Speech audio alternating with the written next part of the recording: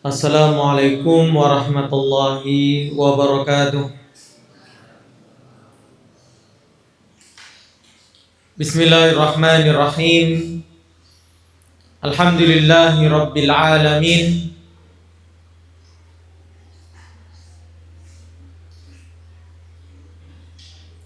Wassalatu wassalamu ala asrafil anbiya'i wal mursalin, Nabina Muhammadin wa ala alihi wa sahbihi ajma'in. Amma ba'du.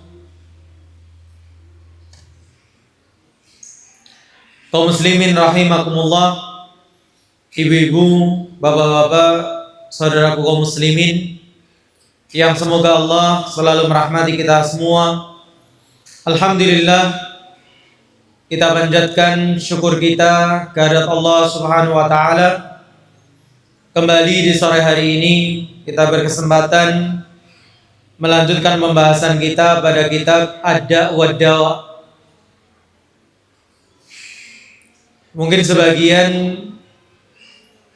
jarang mengikuti kajian ini karena waktunya sore, jadi ya. Maka alhamdulillah mungkin kita bisa mendengarkan sebagian dari isi kitab ini yang diingatkan oleh Syekh Abdul Razak Ibn Abdul Muhsin Al-Badr. Sangat penting kitab ini untuk dibaca oleh kita semua, khususnya di zaman ini yang baik syahwat maupun syubhat itu begitu dahsyat. Maka semoga yang tidak bisa hadir di sore hari bisa mengikuti, menyimak pada pembahasan-pembahasan di media sosial, gitu ya. Di YouTube dan Facebook ada nggak? Nggak ada. Hanya di YouTube. Ya. Di channel Magetan Mengaji. Sekarang di Pondok Al-Hafidh. Nggak di dua-duanya. Nggak bisa. Hanya satu. Kelihatannya yang akun Pondok Al-Hafidh ini belum terlalu dikenal. Ya. Baik. Semoga Allah mudahkan kita semua untuk menghindarkan diri baik dari syahwat maupun syubhat. Kemudian salawat dan salam tidak lupa kita aturkan kepada beliau panutan teladan kita, Rasulullah Muhammad sallallahu alaihi wa ala alihi wasallam.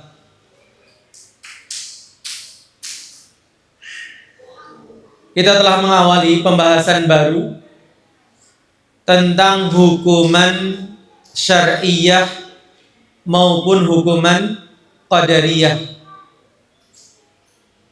Kita masuk pada poin B. Disebutkan oleh penulis Al-Imam Ibnul Qayyim rahimahullah, pencurian menyebabkan rusaknya harta. Allah menjadikan hukuman potong tangan sebagai sanksi karena rusaknya harta. Kalau sebelumnya kita membicarakan tentang zina yang merusak nasab, keturunan, merusak kehormatan, maka berikutnya penulis ingin mengingatkan tentang apa? Pencurian. Dan ini diantara apa? Maqasidus syariah. Menjaga nasab, kehormatan, menjaga harta. Menghindar dari pencuri adalah hal yang tidak mungkin dilakukan.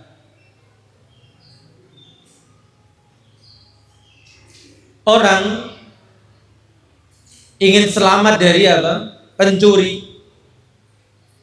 Tentu diinginkan semua orang. Tapi seringkali mau tidak mau kita terkena masalah pencurian ini. Kenapa? Sebab pencuri mengambil harta secara sembunyi-sembunyi.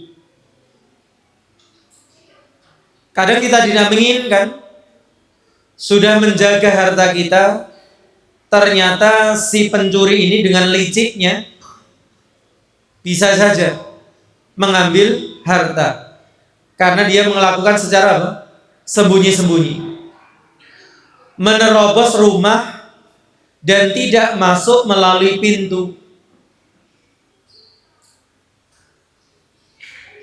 merusak jendela, gitu ya.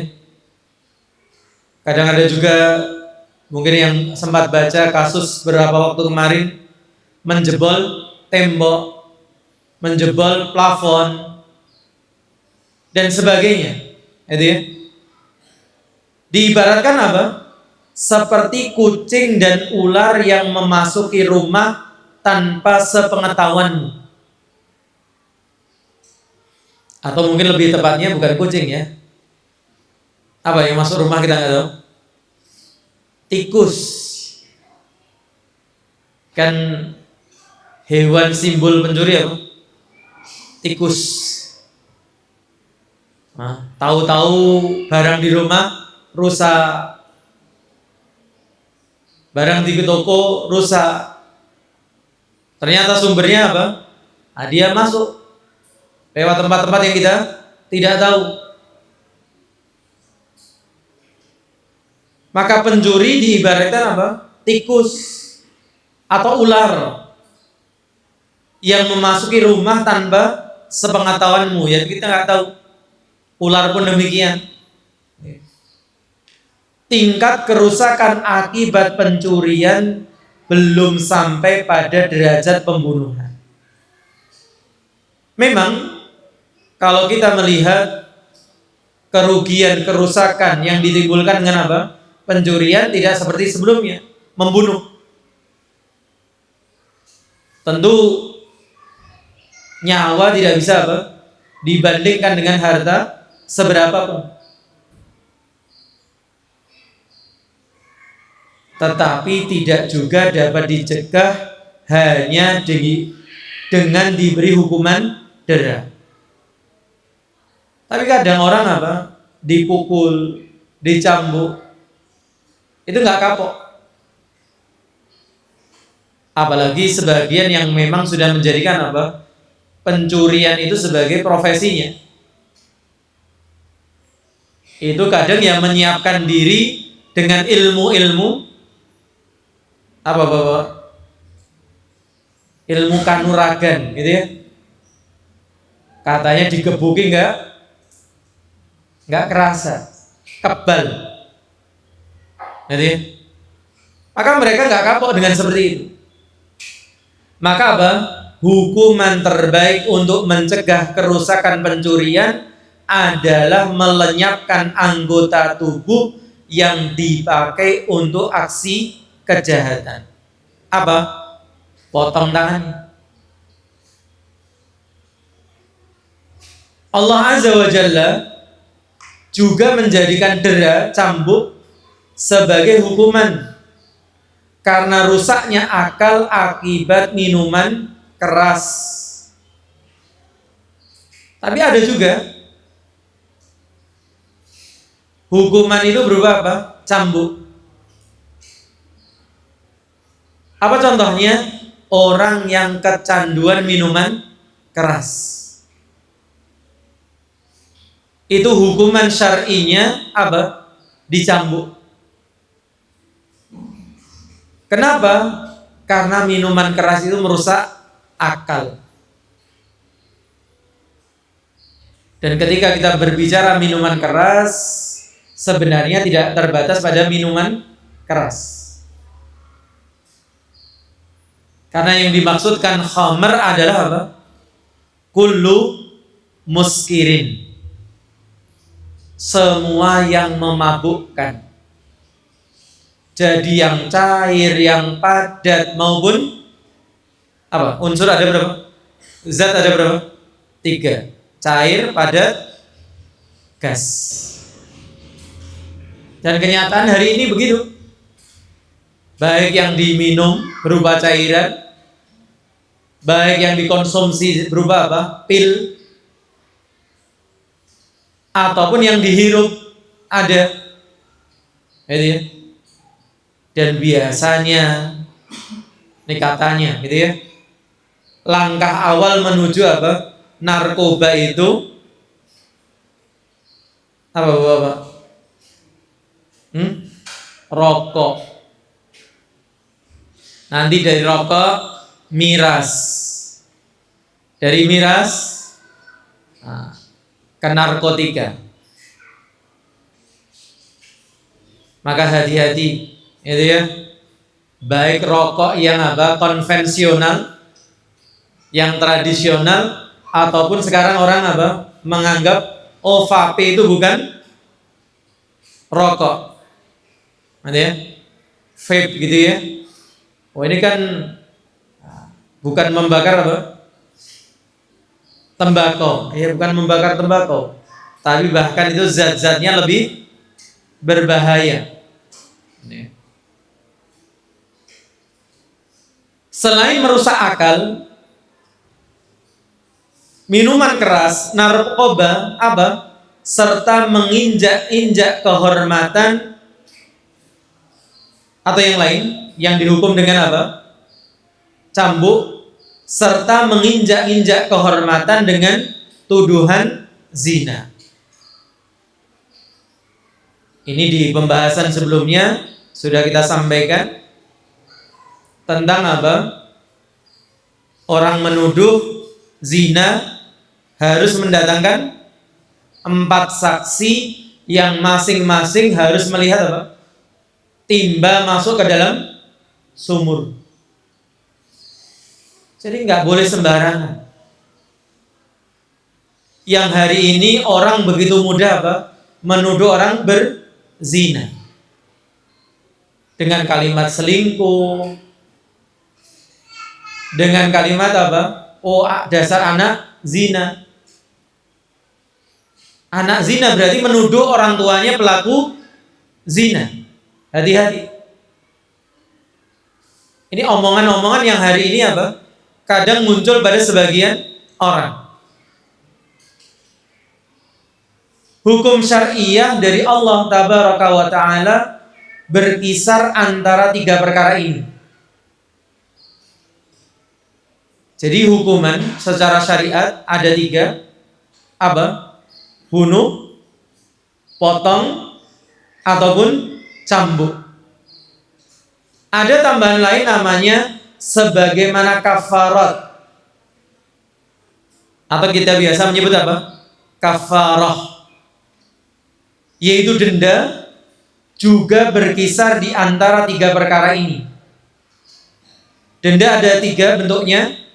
Membebaskan budak, inilah yang tertinggi. Memberi makan orang yang kelaparan, dan berpuasa.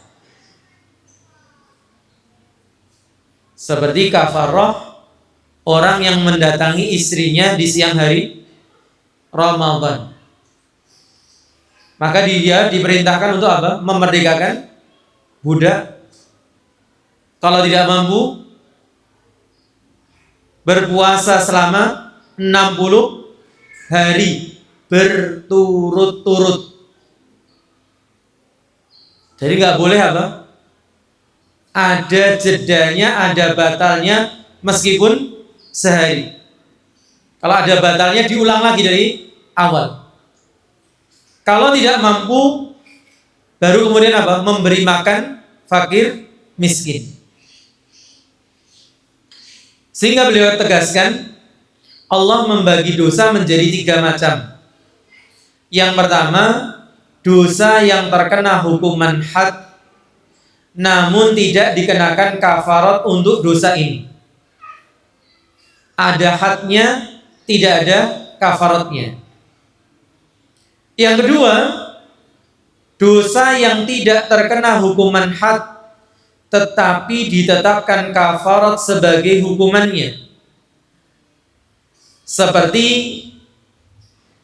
berhubungan pada siang hari di bulan Ramadan, dan ketika berihram. Ya, kadang ini sebenarnya kita harus meniru Al-Quran ya. Hal-hal yang vulgar itu kalau bisa diungkapkan dengan bahasa yang tidak vulgar. Ya. Diungkapkan dengan kata mendatangi, gitu ya. Tidak kemudian dengan kalimat-kalimat yang vulgar. Ya, kadang sebagian penerjemah terlewatkan kalimat seperti ini. Gitu ya. Demikian pula ketika berihram. Di antara larangan ihram adalah juga hubungan suami istri. Demikian pula zihar. Nah, ini banyak berkaitan dengan masalah fikih, yaitu menganggap istrinya sebagai mahramnya. Ini kelas berapa ini? Bab nikah. Bab nikah kelas berapa? Kelas 12. Sudah sampai pembahasan zihar? Belum. Apa zihar itu? Menganggap istrinya, tidak mau mendatangi istrinya dengan alasan istrinya sudah disamakan dengan ibunya, dianggap sebagai mahramnya, anti kadhahri ummi. Dari kata dhahrun maka disebut apa istilah zihar. Kemudian pembunuhan yang tidak sengaja, melanggar sumpah dan sebagainya, ini semuanya ada kafarah. Termasuk juga, ini penting, ibu-ibu khususnya, karena ini biasanya terjadi pada ibu-ibu. Abang yang punya hutang puasa menunda pembayaran hutangnya tanpa ada udzur.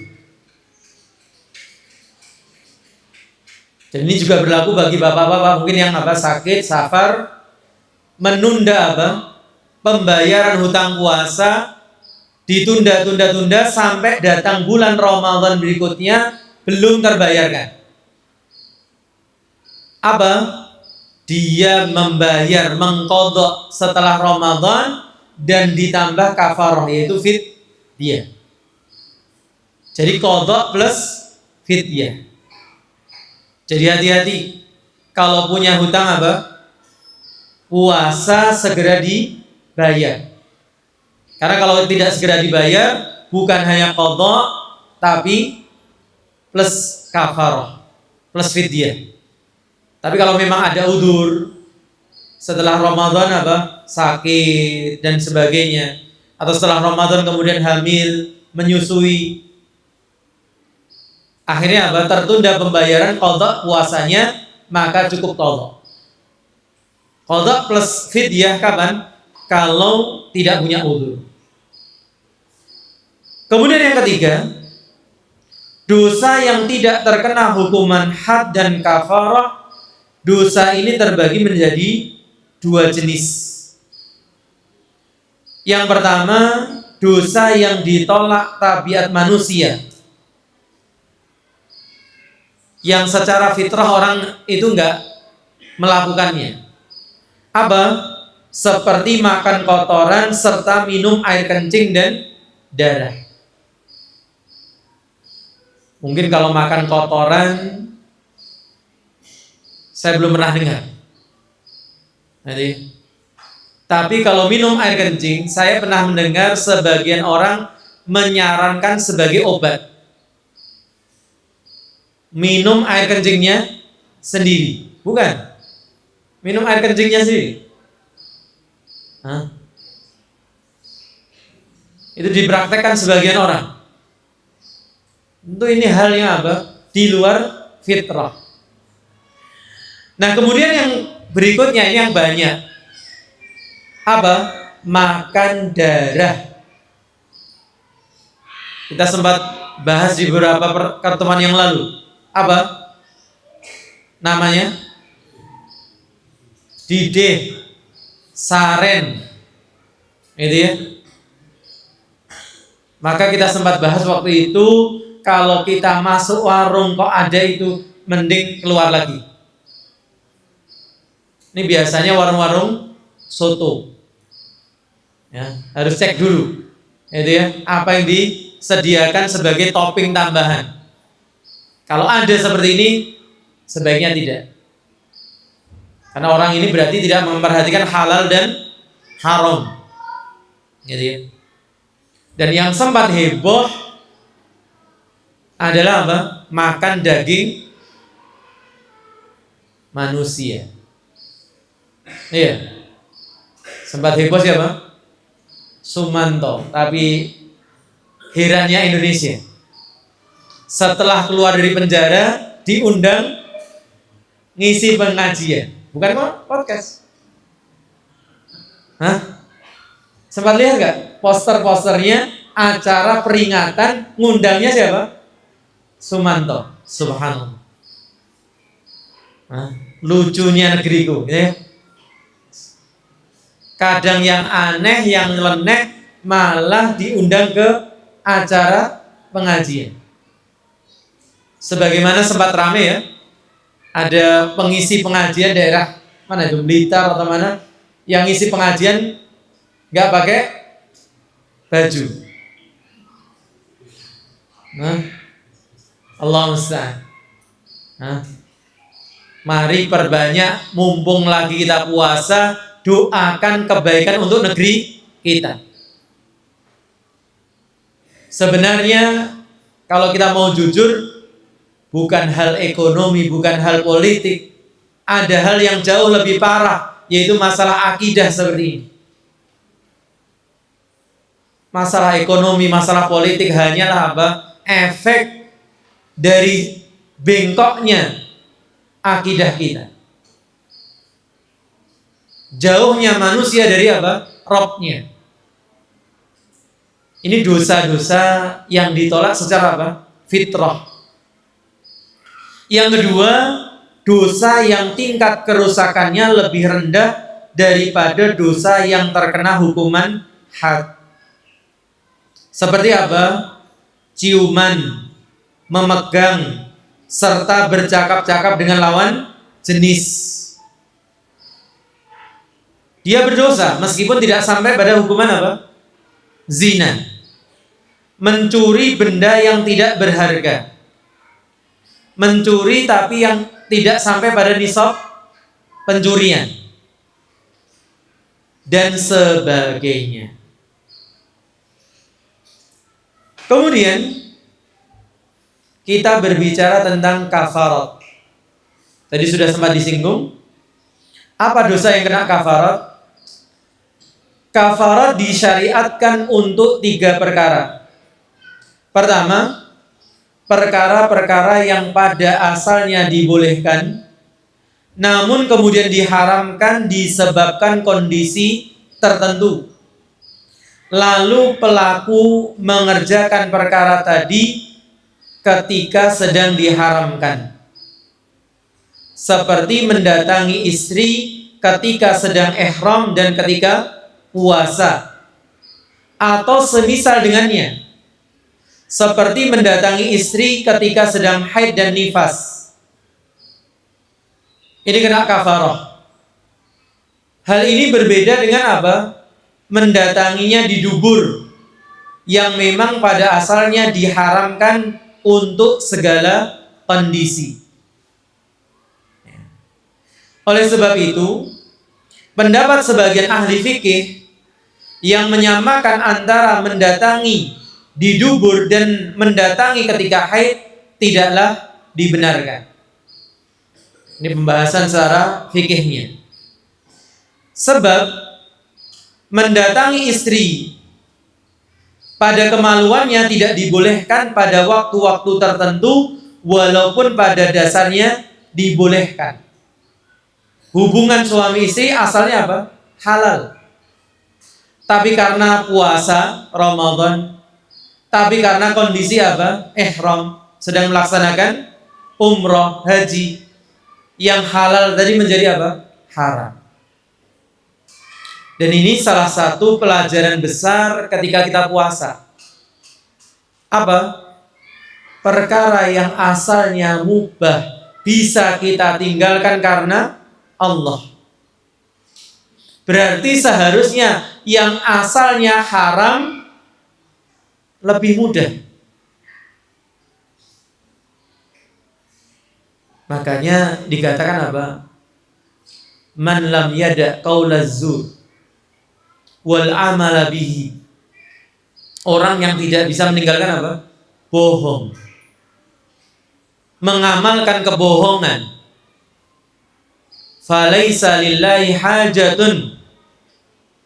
Allah enggak butuh fi an yada'a apa? Ta'amahu wa syarabahu. Ketika seorang ini meninggalkan makan dan minumnya. Makan minum itu hukum asalnya apa? Halal, mubah.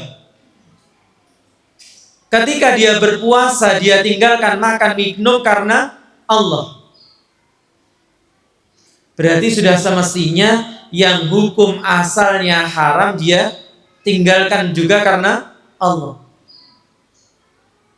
Maka aneh meninggalkan yang halal karena Allah, tapi tidak meninggalkan yang haram karena Allah. Makanya Allah nggak butuh.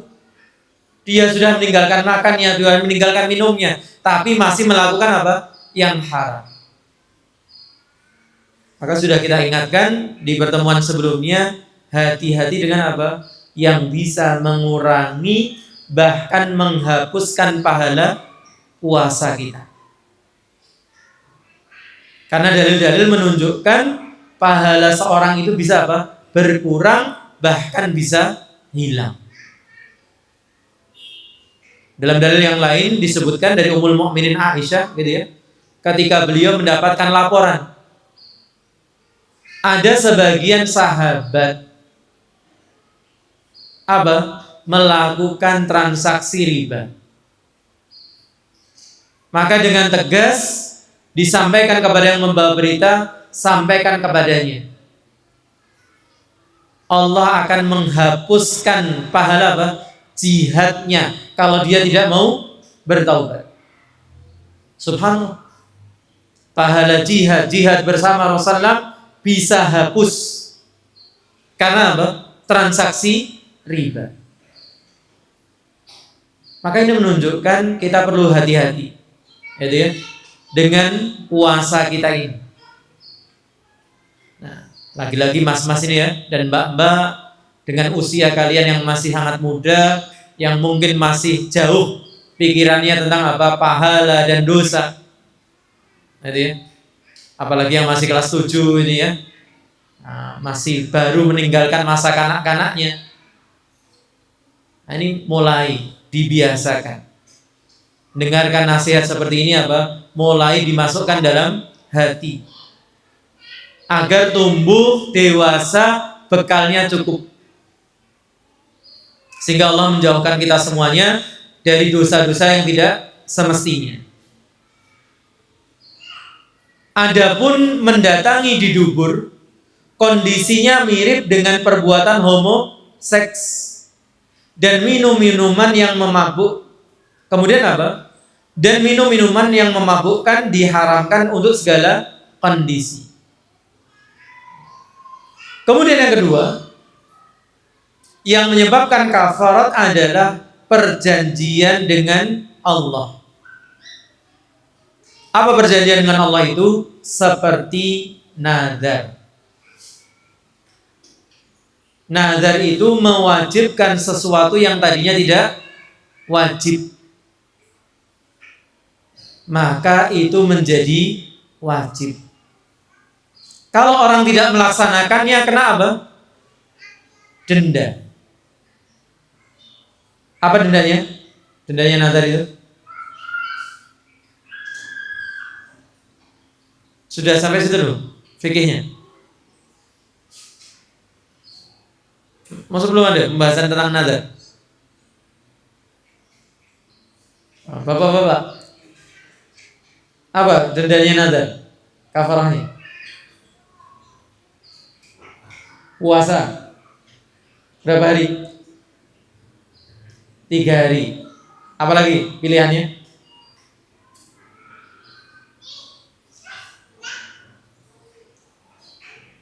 Iya. Nazar disamakan dengan apa? Kafaratul yamin, sumpah. Sehingga dendanya pilihan. Kalau tadi mendatangi istri di siang hari bulan Ramadan apa? Diurutkan. Memerdekakan budak, puasa 60 hari berturut-turut, atau paling terakhir kalau nggak mampu. Kalau ini boleh milih antara memberi makan 10 orang miskin, memberi pakaian 10 juga, atau puasanya tidak 10, 3 hari. Jadi ya, puasanya hanya 3 hari. Jadi tidak dikayaskan apa tadi? Puasa 60 ngasih makan orang miskin 60 enggak. Ini ngasih makannya 10, tapi kalau puasa hanya 3 hari. Bersumpah atas nama Allah, maka dikiaskan dengan apa? Yamin. Atau seorang mengharamkan sesuatu untuk Allah lalu ingin menghalalkannya kembali. Nah, sebenarnya ini mirip dengan nadar. Apa misalnya saya tidak akan makan gorengan. Kuat sehari 2 hari kok menggiurkan ya gorengan. Nah, kalau kata Ustadz Firanda apa? Kurmanya 1 aja atau 2 aja.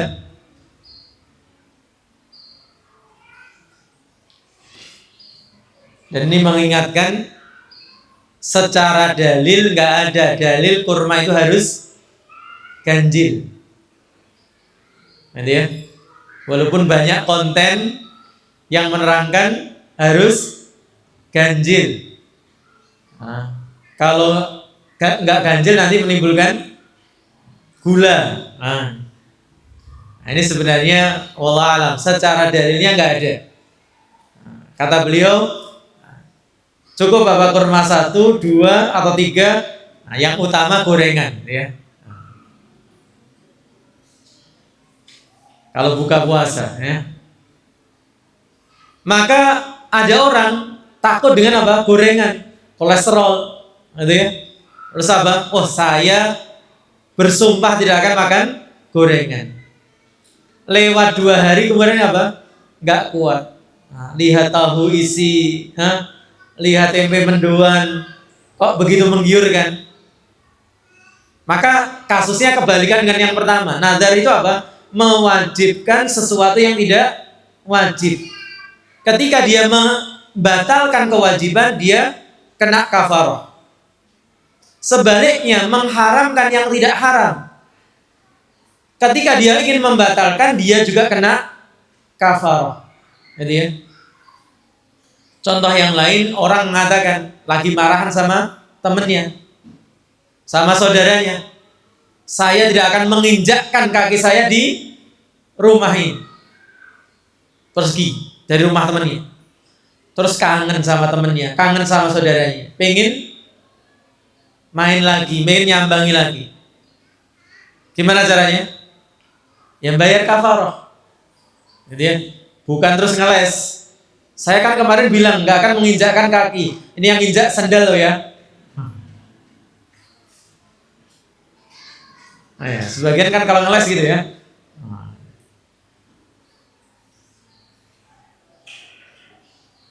Dalam hal ini Allah menetapkan kafarat sebagai penebusnya dan menamakannya dengan tahillatan. Tahillata aimanikum, gitu ya. Apa itu artinya? Pembebasan atau membebaskan diri. Kafarat ini bukanlah untuk menghapuskan pelanggaran terhadap kemuliaan nama Allah yang dipakai untuk bersumpah, yang kemudian dibatalkan sebagaimana disangka oleh sebagian ahli fikih. Pembatalan sumpah terkadang menjadi wajib, terkadang hukumnya sunnah, terkadang boleh-boleh saja. kafarah tersebut hanyalah untuk menghalalkan apa yang telah dijanjikan sebelumnya. Nah, ini pembahasan luasnya, ada perdebatan di kalangan para ulama, kenapa harus kafarah? Oh, karena dia apa? Tidak menghormati sumpah. Yang lain mengatakan karena tadi yang wajib tidak dikerjakan, yang haram dilanggar. Intinya orang yang seperti ini kena kafarah. Kemudian yang terakhir, yang ketiga, perkara-perkara yang menjadikan kafarah berfungsi sebagai pengganti dari yang dihilangkan. Seperti kafarat pembunuhan yang tidak disengaja. Apa? Qatlu khata'. Demikian pula dalam ghairu amdin. Jadi pembunuhan pun apa? Dirinci dalam Islam. Ada yang sengaja, ada yang tidak sengaja, ada yang keliru, itu ya, melakukan pembunuhan.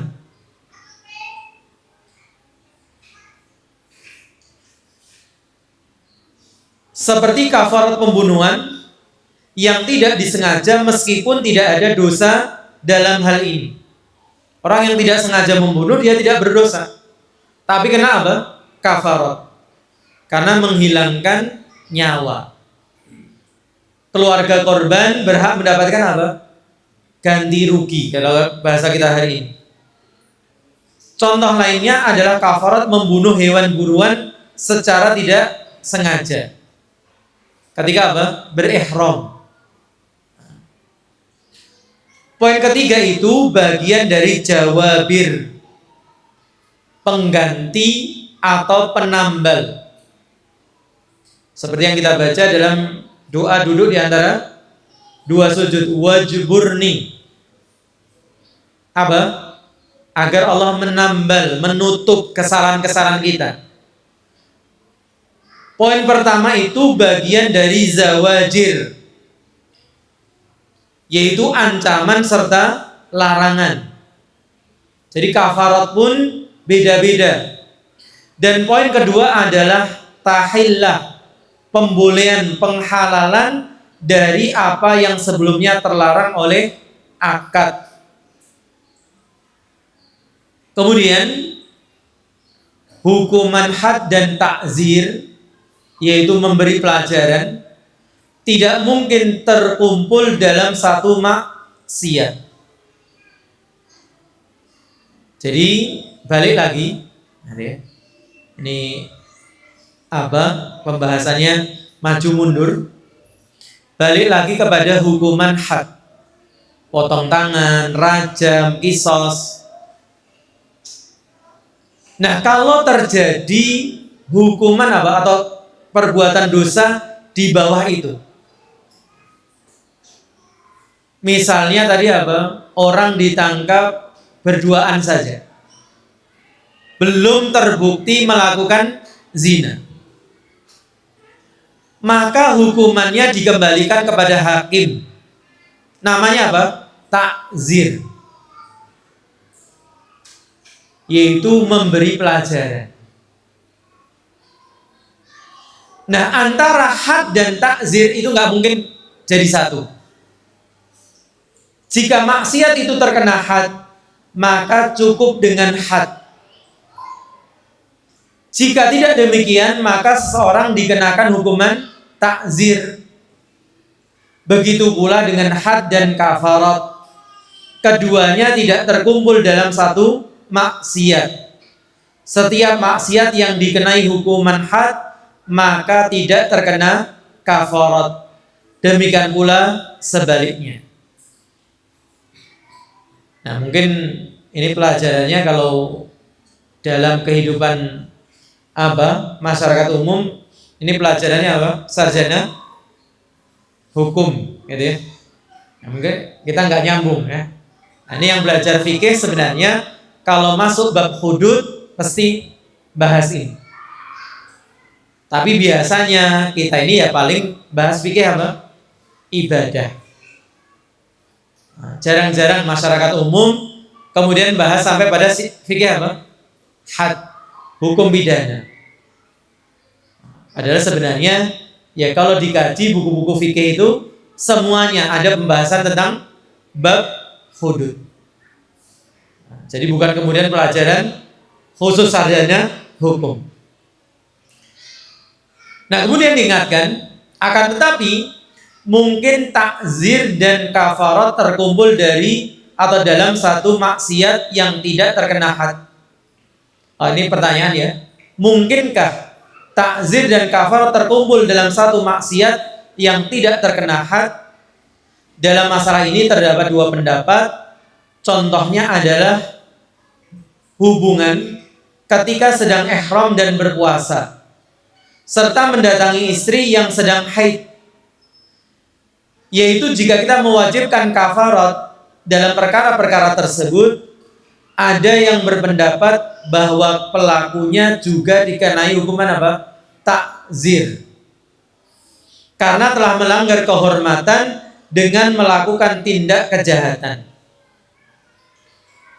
Ada pula yang berpendapat bahwa pelakunya tidak dikenai hukuman takzir, cukup dengan kafarat, karena kafarat bertindak sebagai pengganti dan penghapus dosa. Dan ternyata demikian tradisinya para ulama. Itu yang akan kita dapati di pembahasan tafsir sholat. Apa? Ustadz Ami, kalau ada khilaf yang beliau merasa apa? Khilafnya salah satu ini memang lebih kuat, beliau akan condong kepada satu pendapat dan menjelaskan argumentasi. Tapi kalau khilafnya sama-sama kuat, beliau hanya menyebutkan khilafnya tanpa cenderung kepada salah satu pendapat. Dan di sini juga demikian. Penulis hanya menyebutkan apa? Khilafnya tanpa menyebutkan mana yang lebih kuat. Kemudian kita beralih pada poin C.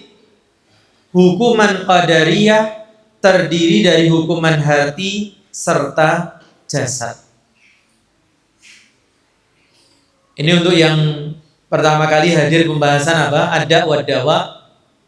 Kita ingatkan sebelumnya, hukuman tadi terbagi dua apa? Syar'iyah dan qadariyah. Syar'iyah yang baru saja kita bahas. Ada rajam, ada qisas, ada potong tangan, ada kafarat, ada takzir. Ini semuanya disebut apa? Hukuman syar'iyah. Nah, sedangkan hukuman qadariyah itu yang dipelajari di bab sebelumnya. Ada berapa, Mas? Ada berapa di bab sebelumnya hukuman qadariyah ini? Masih ingat berapa poin? Berapa Bapak yang ikut? Ada sekitar 50 poin disebutkan Ibnu Qayyim. Dan tentu ini bukan membatasi hanya 50, enggak. Apa misalnya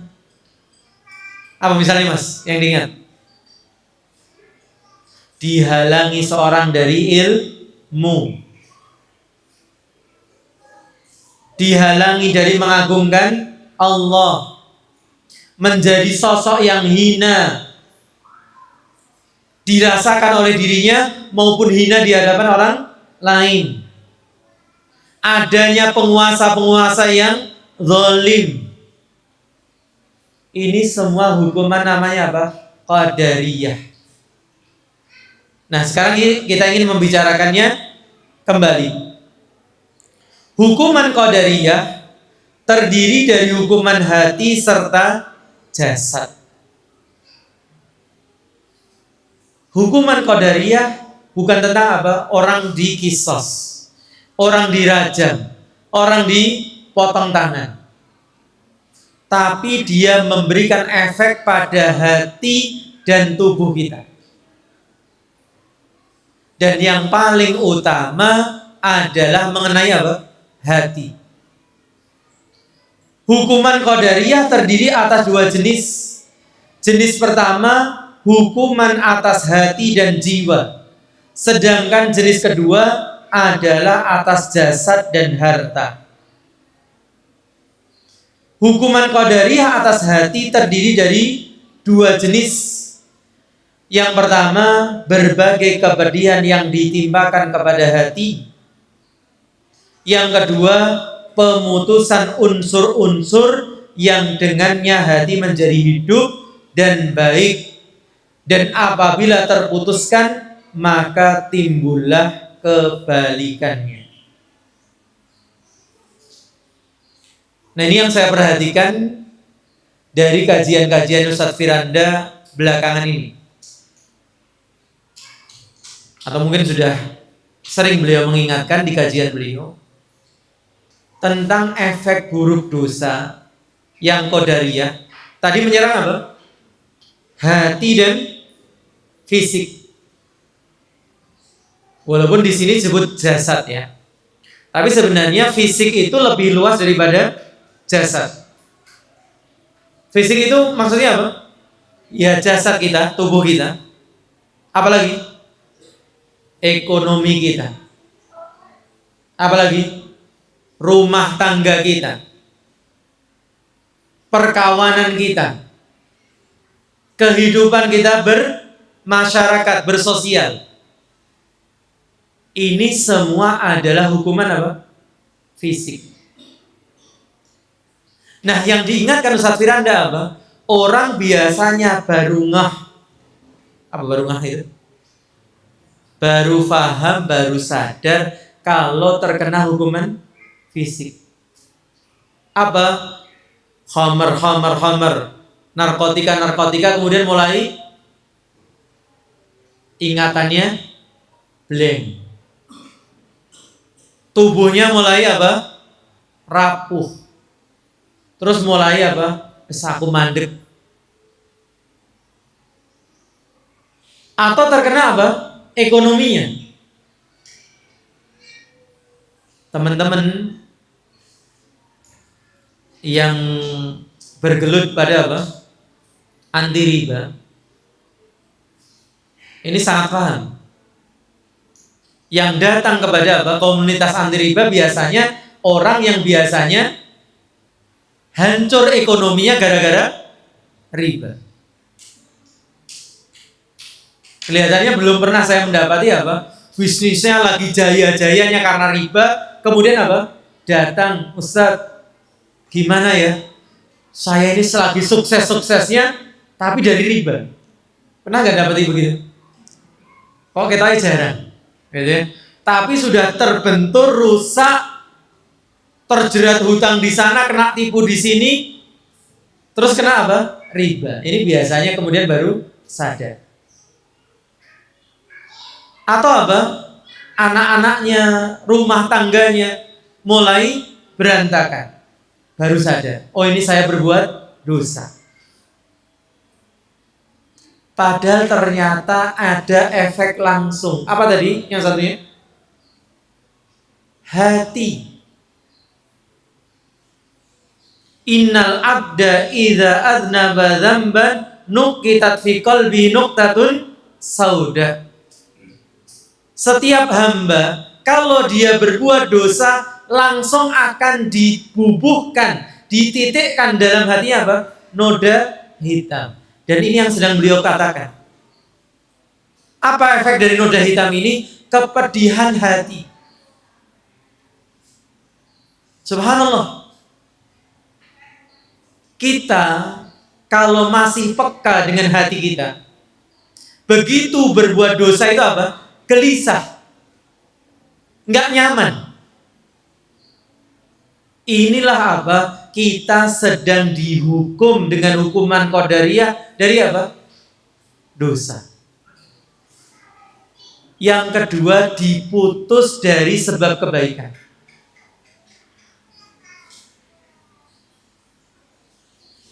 Ini dibahas oleh Ustadz Firanda dalam apa ya judulnya yang tepat. Pokoknya tentang kebodohan orang berbuat dosa. Kita ketika berbuat dosa itu hakikatnya sedang apa? Bodoh. Kenapa? Karena bisa jadi satu dosa yang diremehkan adalah awal kehancuran seseorang. Jadi orang hancur itu bukan hanya karena dosa yang besar saja, tapi sikapnya meremehkan dosa. Bahkan seandainya dosa itu apa? Kecil. Karena dia sedang meremehkan siapa? Allah Subhanahu wa ta'ala. Disitulah apa? Dia awal jauh dari hidayah. Awal jauh dari apa? Petunjuk. Nah, yang kedua ini seringkali tidak disadari banyak manusia. Kenapa? Dia berbuat dosa tadi, terlibat riba, rentenir, dan sebagainya. Bisnisnya malah semakin berkembang. Dia tidak tahu yang namanya istidraj. Dia berbuat dosa, dia merasa apa? Anak-anak saya baik-baik saja, keluarga saya harmonis saja. Padahal sebenarnya hatinya apa? Kering. Hatinya dipenuhi apa? Kegelisahan. Dia jauh dari hidayah. Seperti ibu-ibu, bapak-bapak yang kita bahas dalam pembahasan apa? Belenggu hati. Masih ingat apa poinnya? Buat apa setan mengganggu dia? Setan tidak akan mendatangi rumah yang rusak. Hati yang penuh dosa itu apa dia ibaratkan rumah yang rusak. Makanya setan nggak tertarik. Bahkan apa? Masih ingat nggak? Kata Ibnu Qayyim, bahkan bisa aja di rumah rusak tadi markasnya setan. Jadi setan nggak ganggu, bahkan bermarkas di situ. Naudzubillah. Makanya kelihatannya apa? Dilihat dari jauh, rumah tangganya kok romantis. Iya, setannya nggak ganggu. Setan yang dipuji oleh iblis siapa? Yang memisahkan, yang merusak rumah tangga yang mana? Rumah tangga yang berjalan dalam ketaatan. Kalau rumah tangga yang berjalan dalam kemaksiatan, ya setan bahkan lebih pintar daripada setannya sendiri. Naudzubillah dzalik. Maka hati-hati. Sehingga beliau menutup keterangan ini, hukuman terhadap hati lebih berat daripada hukuman pada jasad, sekaligus menjadi sumber dari hukuman jasad. Dan orang yang dihukum hatinya sebenarnya apa? Jasadnya terhukum. Karena meskipun apa tadi, usahanya lancar, rumah tangganya dianggap baik-baik saja, tapi hatinya sebenarnya menjerit. Dia tidak menikmati hartanya, tidak apa? Bahagia dengan rumah tangganya. Sebagaimana penyakit jasad bisa menjalar ke hati. Atau sebelumnya, hukuman ini semakin kuat dan bertambah hingga menjalar dari hati ke jasad. Sebagaimana penyakit jasad bisa menjalar ke hati. Kalau jiwa terpisah dari jasad, maka hukuman ini hanya terkait dengannya, dan tampaklah hukuman hati secara jelas pada saat itu, yaitu dengan nama azab kubur. Penisbatannya ke alam barzah seperti penisbatan azab jasad di alam dunia. Artinya orang-orang yang mati hatinya di dunia, dialah apa? Yang kita kenal dengan istilah zombie. Apa? Mayat-mayat hidup. Jasadnya hidup, tapi hatinya hakikatnya mati. Dia sudah terkena azab kubur sebelum dikubur. Subhanallah. Ini mengerikan sekali. Maka semoga kita selalu bisa mawas diri, introspeksi diri, kesalahan-kesalahan kita. Namanya kita manusia, tentu berbuat salah, berbuat dosa. Tapi yang membedakan orang beriman, ketika berbuat salah, berbuat dosa, segera apa? mengakui kesalahannya, segera memperbaiki amal perbuatannya. Itulah bedanya apa? Orang beriman dengan orang yang tidak beriman ketika berbuat dosa. Wallahu ta'ala alam. Demikian yang bisa kita baca, diskusikan di kesempatan sore hari ini. Semoga bermanfaat. Kurang dan lebihnya saya mohon maaf. Jazakumullahu khairan telah hadir dan menyimak. Wa sallallahu ala nabiyyina Muhammadin wa ala alihi wa sahbihi ajma'in. Subhanakallahumma wa bihamdika asyhadu an la ilaha illa anta astaghfiruka wa atubu ilaik. Assalamualaikum warahmatullahi wabarakatuh.